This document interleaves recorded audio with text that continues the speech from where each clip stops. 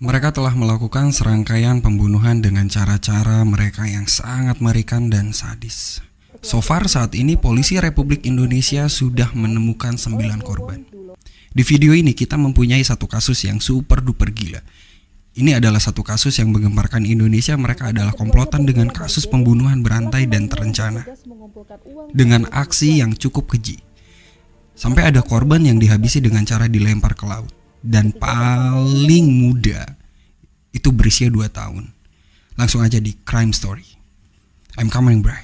Thanks for click this video. Hirova duduk manis atau rebahan dan tonton untuk beberapa menit ke depan.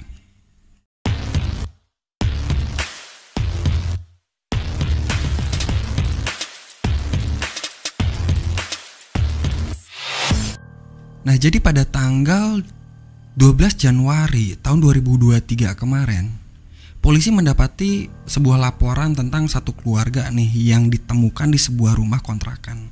Nama daerahnya di Bantar Gebang, Bekasi. Nah, jadi rumah itu tuh dihuni oleh 5 orang. Yang pertama ada Ibu Aimemunah berusia 40 tahun, Ridwan berusia 23 tahun, Riswandi berusia 17 tahun, Dedek Solihudin 34 tahun, dan Ayu 5 tahun. Nah, dari 5 orang itu ada 3 orang yang meninggal. Yang pertama yaitu Ibu Aimemunah dan 2 orang anak dari Ibu Aimemunah, Ridwan Abdul Muiz dan Riswandi. Diduga mereka meninggal itu karena keracunan makanan, Bray. Karena di saat dicek itu nggak ada tanda-tanda yang mencurigakan. Terlihat pintu-pintu yang masih rapi. Ya pokoknya area rumahnya itu seperti tidak terjadi apa-apa gitu. Jadi nggak ada bukti bahwa ada orang yang mau menyakiti atau membunuh mereka gitu. Nah, akhirnya teori keracunan pun terjadi. Saat itu bapak-bapak polisi ya istilahnya nggak percaya begitu aja. Ya pokoknya masih penasaran kan. Nggak mungkin dong cuman kayak gitu ya. Mereka beranggapan takut ada foul play. Dan tempat itu akhirnya dicek seisi rumah, semuanya diselidiki untuk penyelidikan kasus ini. Di sana mereka menemukan bungkus makanan di salah satu tempat sampah di bagian belakang rumah. Akan tetapi Irjen Pol Muhammad Fadil Imron itu meminta timnya untuk melakukan scientific crime investigation untuk metode penyelidikan saintifik. Nah, ketika tempat sampah dicek, di sana mereka menemukan ada bungkus racun dan juga sisa-sisa kopi, Bray.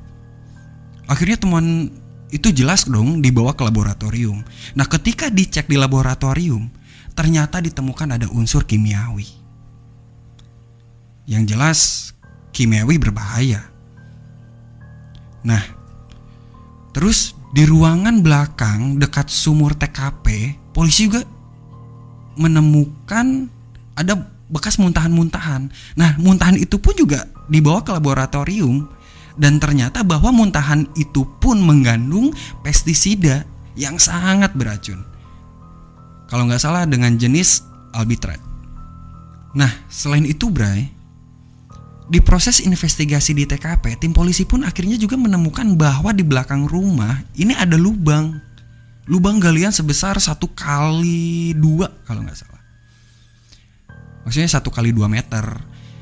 Nah, dari salah satu pihak berwajib menyimpulkan, oh ini mah bukan kasus keracunan, tapi ini kasus pembunuhan. Dan dari hasil investigasi yang dilakukan berdasarkan keterangan dari para saksi, di sini polisi menemukan 3 orang tersangka dalam kasus ini. Mereka adalah yang pertama Won Erawan atau Aki yang berusia 61 tahun, Solihin Duloh berusia 60 tahun, dan MDD Solehudin 34 tahun. Nah, setelah ditetapkannya para tersangka, kasus ini nggak berhenti begitu aja. Dan ternyata setelah diselidiki sama polisi, ketiga orang ini tuh memiliki banyak tindak kriminal lainnya. Dan penelusuran pun terus berlanjut kan. Setelah ditelusuri, polisi menemukan bahwa di rumah Wawon sama Dede yang berlokasi di Cianjur, polisi menemukan ada kerangka-kerangka manusia yang terkubur. Dan kerangka-kerangka ini bukan kerangka 1 atau 2 orang, Bray. Gila gak tuh? Jadi ada beberapa kerangka Dan dari kerangka itu setelah diselidiki, ada yang sudah meninggal 2 tahun, ada yang baru 2 bulan lalu dikubur. Gila, parah banget kan? Nah, setelah dicek lebih dalam lagi oleh polisi, mereka menemukan bahwa korban-korban ini kebanyakan adalah anggota keluarga. Semakin banyak nih fakta yang terungkap dan semakin banyak korban yang ditemukan. Ternyata ini adalah pembunuhan berantai atau serial killer dengan metode-metode mereka yang cukup mengerikan karena tertata rapi. Nah, jadi latar belakang Wawon ini gue ceritain ya, Bray. Pada tahun 2016, Wawon memiliki 2 istri yang bernama Wiwin dan Ende. Tapi pada saat itu Wawon masih melakukan aksinya bersama mertuanya, yaitu Ibu Noneng. Noneng ini adalah orang tua dari Wiwin dan Ende. Dan pada tahun itu juga, aksi pertama mereka ini menelan korban bernama Siti yang didorong ke laut. Dan korban kedua adalah seorang TKW yang bernama Farida yang dibunuh dan dikuburkan dalam rumah Duloh. Korban kedua ini adalah pasien dari pelaku yang bernama Duloh. Nah, di saat terjadinya pembunuhan korban kedua, di situ Wawon melakukannya dengan Duloh. Dan di situ juga Wawon merasa menemukan partner baru karena ada chemistry di dalam Duloh untuk jadi partner ini. Singkat cerita, seperti kacang lupa kulitnya. Akhirnya Noneng mertuanya Wawon pun dibunuh oleh mereka. Dan setelah menghabisi mertuanya, yaitu Ibu Noneng, Wawon pun membunuh istrinya yang bernama Wiwin. Setelah dari situ dia menikah lagi untuk yang ketiga kalinya dengan perempuan yang bernama Heni, dan keempat bernama Iis. Dan sampai yang kelima itu adalah bernama Halimah. Dan istri yang kelima ini dibunuh lagi, Bray. Akan tetapi jasad istri kelima ini tidak dikubur di rumah Duloh, melainkan dikembalikan ke keluarganya dengan alasan sakit. Jadi ya dikubur secara wajar lah. Dan setelah kejadian itu, Wawon menikah lagi dengan Maimunah yang tidak lain adalah anak dari Ibu Halimah, istri kelima. Dan dari pernikahan dengan Ai Maimunah dikaruniai 2 orang anak yang bernama Bayu dan Ayu. Nah, anak yang bernama Bayu yang usianya baru 2 tahun pun juga ikut menjadi korban dalam pembunuhan berantai ini. Dan dari situ Wawon tidak berhenti untuk menjalankan aksinya, masih terus melanjutkan. Nah, singkat cerita, Wawon ini berniat untuk mengeksekusi anak-anak tirinya, yaitu dari Ai Maimunah. Dan rencana itu pun berhasil hingga terhendus kasusnya oleh polisi. So far sampai saat ini polisi sudah menemukan 9 korban.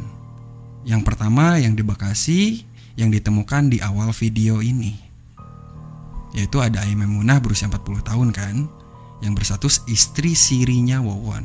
Ridwan anak tirinya, yaitu anaknya Ai Maimunah, dan ada mantan suaminya Ai Maimunah yang bernama Didin, dan Riswandi anak bungsu dari Ai Maimunah. Sedangkan di Cianjur itu ada Ibu Noneng yang merupakan mertuanya Wawon. Wiwin istri pertamanya Wawon yang juga merupakan anaknya Ibu Noneng. Bayu anak 2 tahun yang merupakan anaknya Wawon sendiri. Ada Farida seorang TKW, dan Halimah istri sirinya Wawon. Gila, sumpah, Bray. Pusing gua. Jadi Wawon ini menikahi anak tirinya sendiri. Gila gak tuh? Ibu diembat, anak juga diembat. Sedangkan di Surabaya ada salah satu korban yang bernama Siti, seorang TKW. Bahkan Neng Ayu, salah satu anaknya Wawon yang baru 5 tahun itu pun hampir jadi korban. Nah, jadi ada beberapa hal yang disimpulkan atas kejadian ini. Yang pertama adalah supranatural. Jadi kasus ini bersangkut paut dengan perdukunan karena salah satu dari mereka ini adalah dukun. Dan yang kedua adalah uang.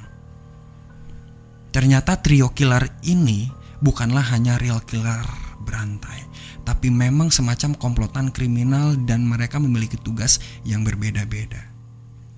Jadi Bray, si Wawon atau Aki ini tuh tugasnya sebagai pencari korban. Dan rata-rata orang-orang yang ingin cepat kaya dan gampang untuk dibego-begoin. Ya dengan efek supranatural. Dan selain itu Wawon juga membantu Duloh untuk menghabisi orang-orang. Ya korban-korban itu. Duloh ini adalah seorang dukun, dia mengaku bahwa dia punya kekuatan bisa menggandakan uang. Jadi kalau misalkan kalian mau kaya cepet gitu kan, coba kasih uangnya ke saya. Masih aja ada orang-orang yang percaya sama begituan Bray. Kalau pengen duit mah ya gawe. Ya ada sih, ya itu mereka sebagai korban. Oh iya, klik dulu dong tombol subscribe-nya, like dan komen di bawah, biar makin semangat nih gue ceritanya. Oke lanjut dah ya. Jadi pada intinya tugasnya Mang Duloh ini adalah eksekutor yang ngeracun atau apapun itulah. Dan yang terakhir MDD Solihuddin ya, yang bertugas mengumpulkan uang para korban atau ya BAK istilahnya, ya marketing atau manajernya. Nah di kasus yang di Bekasi, keterlibatan dia adalah yang bikin lubang di belakang rumah korban. Dan dia juga yang beli kopinya.